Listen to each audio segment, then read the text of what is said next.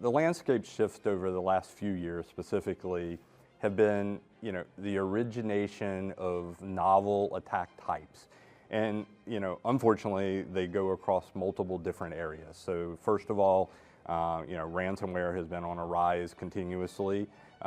Business email compromises have been on a rise continuously, but so have also the smaller subcategories of that as well, insider threats and various other ones. And they've been enhanced by technology, whether it be automation or obviously more recently with AI as well, increasing both the attack frequency, the effectiveness, as well as the impact that occurs from them.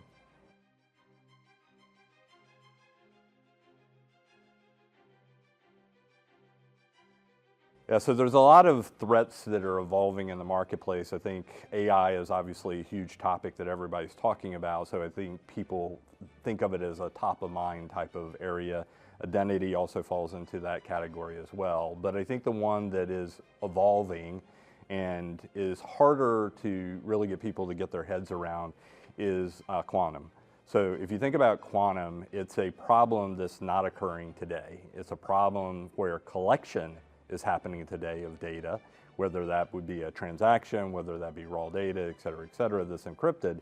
But the problem with that is there's so many problems we have to deal with today. As I mentioned, AI increasing, new threat vectors occurring, new actors coming onto stage. All of those things are today problems, so you have to deal with those in real time. The problem with quantum is it's a future problem, one that people can't quantify on a regular basis. And so the issue being that they're not taking the steps necessary to protect against future quantum, and there is no way to protect against it 5 years from now when quantum is actually the problem of the day, where it's taking old data and actually unencrypting it, being able to process it at high speeds. And there are ways to protect against quantum today, it's just not a high priority in most organizations. Is there? Really? So if you think about it, quantum is the problem of the future ability to be able to unencrypt data. There's a couple elements of that. It's impractical to continuously unencrypt a string of data that has, for example, a key exchange occurring. So the focus of being able to compromise this data is on the key exchange. So if you think about that, there are many ways to be able to protect that key exchange. You could put higher encryption levels. So, if you think about encryption today, the reason that quantum's could be successful is ultimately because the encryption, level is not high enough. Well, it's impractical given today's compute to be able to encrypt the entire stream on a regular basis at that higher level, but you could encrypt the key exchange, which is critical for being able to unencrypt the data in the future. It's possible you could do that out of band. There's all types of ways to be able to prevent the capture of the key exchange specifically in a transaction.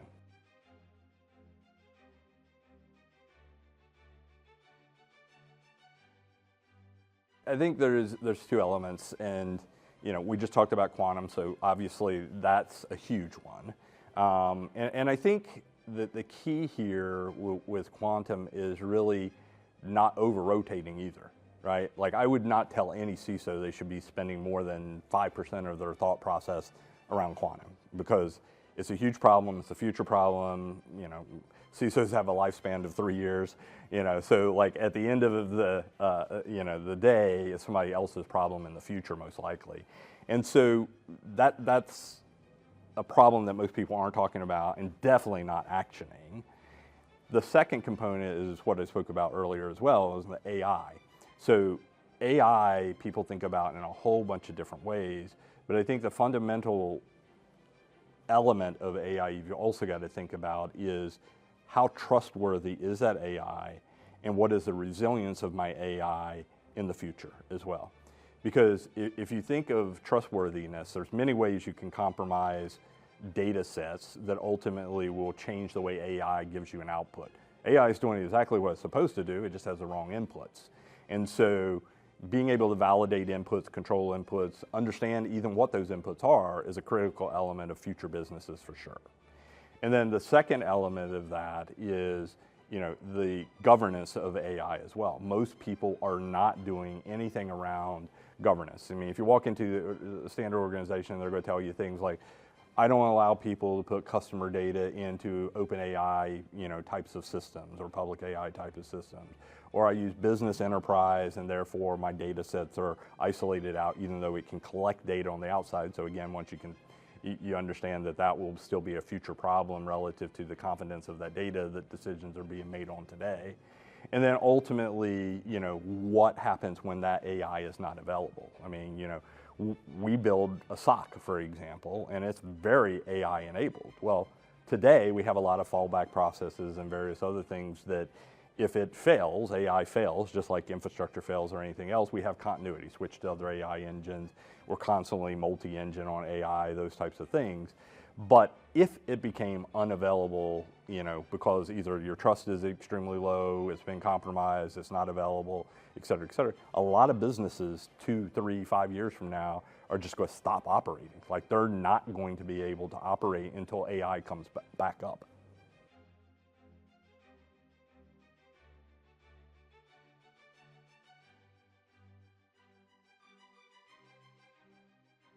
Yeah, so there's actually two elements of the gap with small businesses.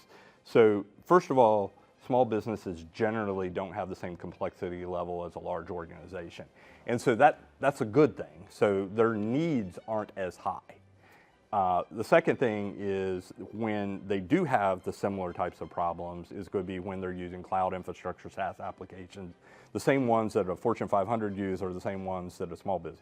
Good news is there are securities built into that, but that extra level of security that most organizations that are larger are able to apply, governance and multi-factor authentication and all those things at a higher level than you're going to get at a small business are challenging for that small business. One, this is a two-part. One is to understand what they need to do, how they need to do it, and what is my next step? Who do I call? Like, is there a professional that can do this at a cost-effective rate? Is there a set of vendors that I should look at and the top 3 are okay to use? The second part of that is how do I implement and operationalize all of that as well? Because I think even with SaaS, when you deploy new technology, you have a consultant come in, they deploy it for you, everything's working great, then they change features and they add new things and configurations get out of date. Like we find that customers very often, especially small market, have really good tools, but they're not operationalized and optimized within their environment. And so small businesses have to actually engage third parties a lot of time to be able to maximize the output of those. And by the way, Fortune 500s have the same problem. It's just, they've got the ability to go out and find the right resources, talk to analysts, and various other things that those small customers they're kind of not, in a good place to be able to even find out who to ask those questions to. And if you think about it, a lot of times they're going to use a local MSP, which, managed service provider, which, there are very sophisticated MSPs, and then there's very localized, not highly sophisticated, probably using a lot of shared infrastructure that provide good services, but probably aren't maximized relative to cyber risk and cybersecurity.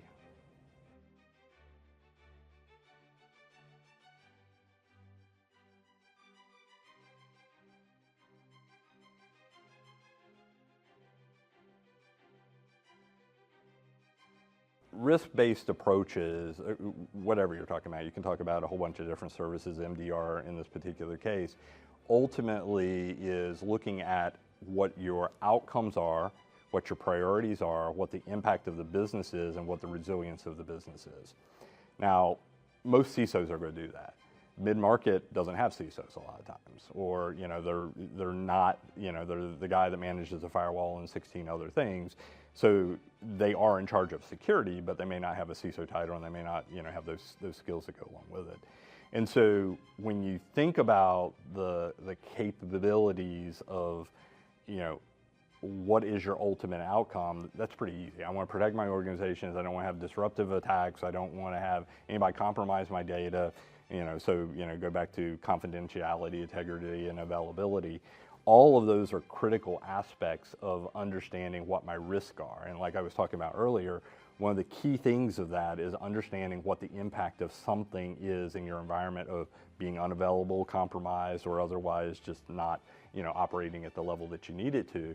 And if you can focus down on those key capabilities that are critical to your business to run and focus on protecting those most and building resilience around those most, then if somebody's PC gets compromised and it doesn't have access to infrastructure, yeah, it's inconvenient, it's not great, and maybe you got to make a notification, but ultimately you're still operating as a business. You're not losing your intellectual property. You're not giving up PII or PHI type of data.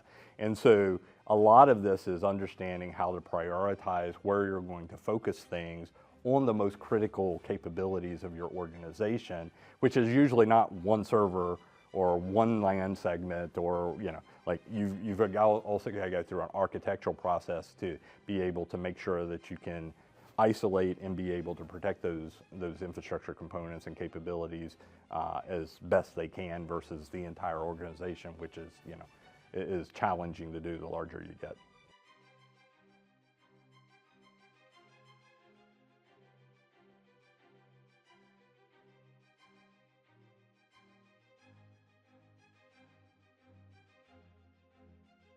What you'll see is a lot of new offerings coming to marketplace that are based on replacing a SOC analyst. And why would you do that? Is because humans are expensive in the process.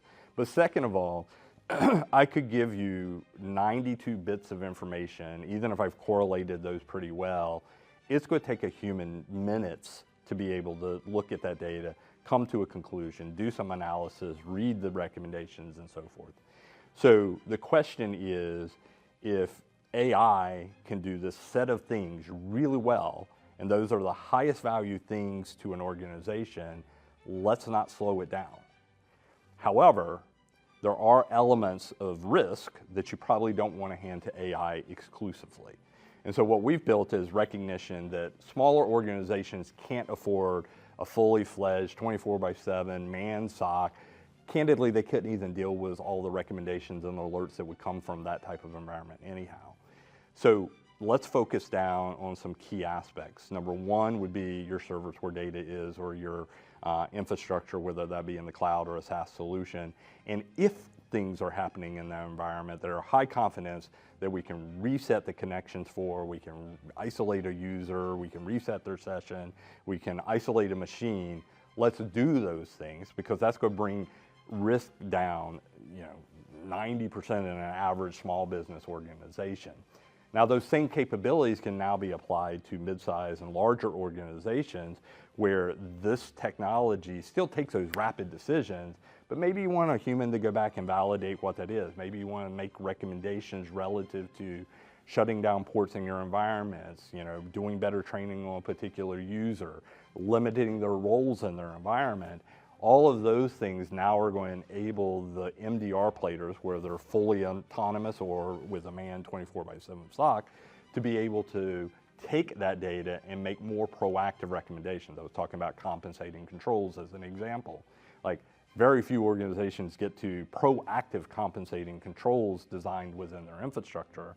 This will allow the value of a security operations center, an MDR player, consultant, to move up that value chain to make proactive recommendations across the customer's environment. The advantages of a company like ours that has been in business since 2008, as an example, is we process 25 to 40 terabytes of data a day. Then we have a 24/7 manned SOC that can actually validate that data on a continuous basis. The problem with fully autonomous SOCs that are just products basically are, one, they have very limited sets of data because they're new to the marketplace. And number two, they don't have people validating those all the time. They're having customers validate that, which can become annoying because the customer's like, I hired you because you're the expert that should tell me if this is really important, but you're sending me this alert, this data, and now I'm having to analyze that from wherever AI left off.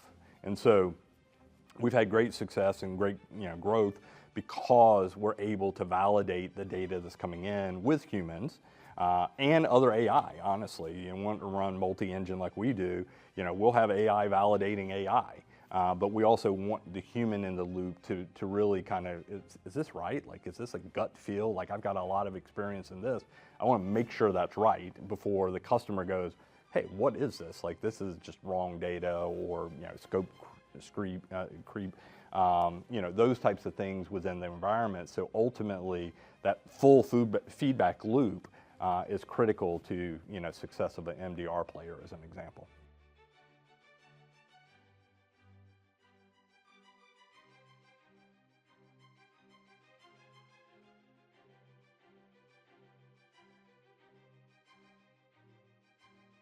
So look, I mean, everybody should make decisions on data. So, how much data you can get and how accurate that is. The problem with cyber data is it's trailing data. Now, I will say, if you go to an average security conference and you hear people talking, they're going to be talking about things that we've been talking about typically for the last 5 years at least, right? And why are they still talking about the same things? It's because nobody has fixed those things, right? And so, one element is what's your biggest risk, the things that you know about and haven't done something about, because that creates liability. And so the short answer is that the best way to deal with the current problems we have is looking at historical data and predicting some of the changes that are coming. Like I said before, quantum is probably the biggest one that nobody's doing as much about, that is going to bite everybody, again, many years in the future.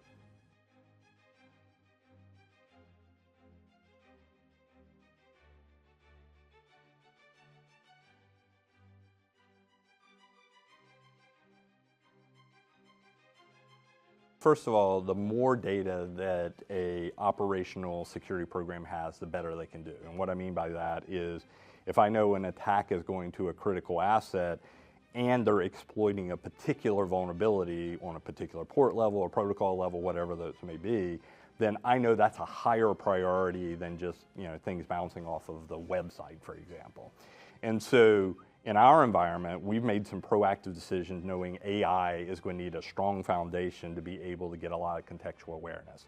And that starts all the way from IT inventory. Very few organizations have a good understanding of what IT assets they actually deploy, what applications they have deployed. So we've built that so it actually automatically pulls that data in from the assets they already have. No special agents, no deployment, and so forth.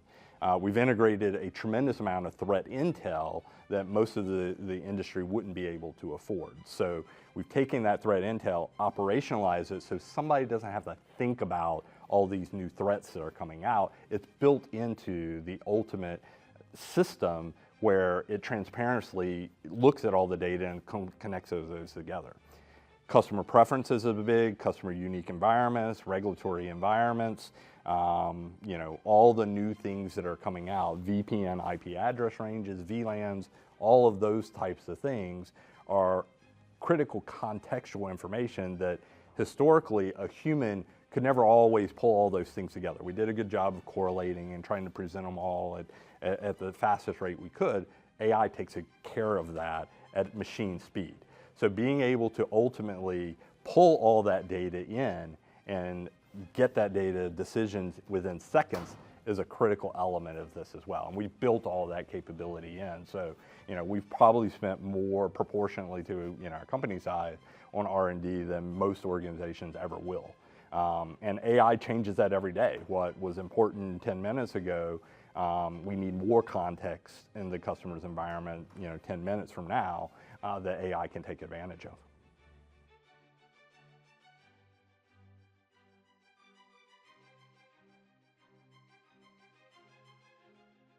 I think the key here is, and this is a critical element, is nobody's in a perfect place. Most companies aren't in a good place.